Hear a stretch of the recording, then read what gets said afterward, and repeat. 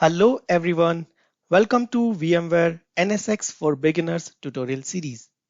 In this lab exercise, we are going to learn about configuring logical networking.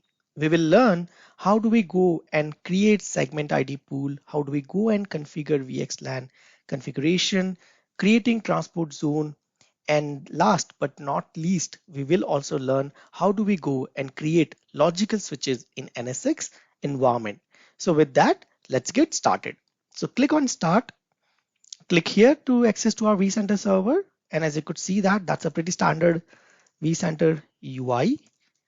So give a vCenter username and give a vCenter password and then click here to log in. And as you could see we are successfully logged in to our vCenter server. And this is our VCSA-01A is our vCenter server. Let's go and browse our vCenter inventory. So you could see that we already have a GoVMlab data center created.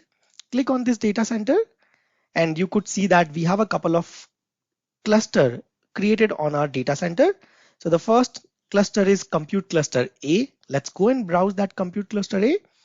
And as you could see that we have a 2 ESXi host which are part of our compute cluster A. Let's go and browse compute cluster B. And as you could see that there is only one host, ESX-03A is part of compute cluster B. And last we have a management and edge cluster. Let's go and browse that cluster. And as you could see that your NSX controller VM is sitting right there in our management cluster. Now click on menu, click on networking and security. And that's where we have an installation and upgrade. Click on installation and upgrade. Let's check it out, our host preparation, just to make sure that all our NSX hosts are prepared for NSX networking. Right before we go and configure our logical networking, let's go and assure that our hosts are completely prepared with NSX networking. So as you could see that all our compute cluster A, compute cluster B and management clusters are prepared for microsegmentation as well as for our VXLAN. We also have on the right side, as you could see that we have a host where all the communication channels are up. Our VXLAN networking is configured, which we did it in our last lecture where we learned how do we go and prepare our host for NSX. So for preparing logical networking, let's click on logical network settings, which is right there next to host preparation tab. Now this is our VXLAN port. As you could see that, click on edit and you could see that the standard VXLAN port is 4789. And please make sure that your firewall is not blocking that specific port. You want to change it, you can change the VXLAN port, but it's not recommended. Let's keep it as a standard VXLAN 4789 port. And there we have a segment IDs. Now segment ID is a section where we need to define the range of our VXLAN switches or VNIs. So click on the edit and as you could see that you can define the range of your VXLAN network from 5000 to 16 215. So that's the range what VXLAN gives us as compared to our traditional VLAN. So traditional VLAN gives us a VLAN ID from 0 to 4096 maximum, right? So 0 to 4095. So total number of VLAN what do we get is 4096. But that's what VXLAN is all about. VXLAN overcome this limitation by providing millions of VNIs. So let's go and define our pool ID as 5000 to 5999. So that's the segment ID range what we are defining it. We are not gonna use multicast addressing. So let's not go and enable multicast addressing. Click here to save. And as you could see that our segment ID pool is configured with the range of 5000 to 5999. Now, the next important component of configuring NSX logical networking is transport zone. So transport zones are considered to be boundary of our overlay networking. So click on transport zone and as you could see that currently there is no transport zone is configured. So let's go and create a new transport zone. Click on add, give a name. So we are creating a local transport zone. So let's give a name as local transport zone. And then we have a replication mode. So we have a 3 replication mode: multicast, unicast and hybrid. So let's go and go with the unicast because that is the most recommended replication mode which elevate the need of multicast in the physical switch. So let's select the unicast mode as a replication mode for our bump traffic. Now click here to scroll down, and as you could see that when we create a transport zone, we need to define what all cluster we want to make it as a part of our transport zone. So I'm gonna select compute cluster A and compute cluster B. So as of now, we have just selected compute cluster A and compute cluster B. Click here to add, and as you could see that our transport zone has successfully created with the replication mode unicast. Now click here, and there are a couple of edit options. So if you want to change the name, you want to change the replication mode, you can go to the edit option and do that. Connect clusters. So let's say you have a couple of clusters which you created later after creation of transport zone, and you want to edit this cluster to the same transport zone. You can use this option connect cluster. Click on management and edge cluster, which we did not add it during the transport zone creation. So we are adding it now. So as you could see that we have successfully added all three clusters to our transport zone. If you want to disconnect any of the cluster, it's pretty straightforward. Select the clusters to remove. Whichever cluster you want to remove it, select that cluster and click on save button. We are not going to do that. So that's what pretty much about our host preparation. So what we have learned so far, we discussed about how do we go and create a segment ID pool, and that is the range of our VNI networks. We also discussed about a VXLAN port, which is 4789, and we also discussed about how do we go and create a transport zone.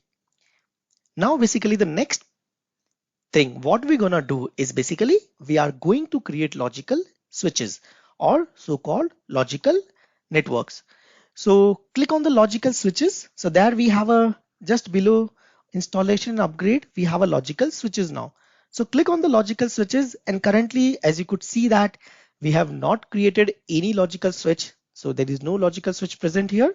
Now let's go and create a new logical switch. Click on add, and first I'm gonna give a name as a transit network. That's a logical switch what we are creating it. Now whenever we create a VXLAN backed logical switch, we need to associate that switch to a transport zone. So click here to browse the transport zone, and we have a local transport zone, the one which we created just before this step. And we also need to select the replication mode for our logical switch. So again, the recommendation is select unicast. So we'll go with the unicast as a replication mode for our logical switch. And then we have IP discovery mechanism by default enabled for the IP discovery. Let's keep it as it is. And then universal synchronization, because we are not created a universal transport zone, so that is not required. Now click on add, and as you could see that a virtual wire so-called logical switch got created with the segment ID 5000, part of our local transport zone. And as you could see that the replication mode is unicast. Now if you notice that, look at the segment ID, it is 5000. So whatever the segment ID pool what we created in the previous step, it took that first ID and assigned that ID as the identification for that particular virtual wire.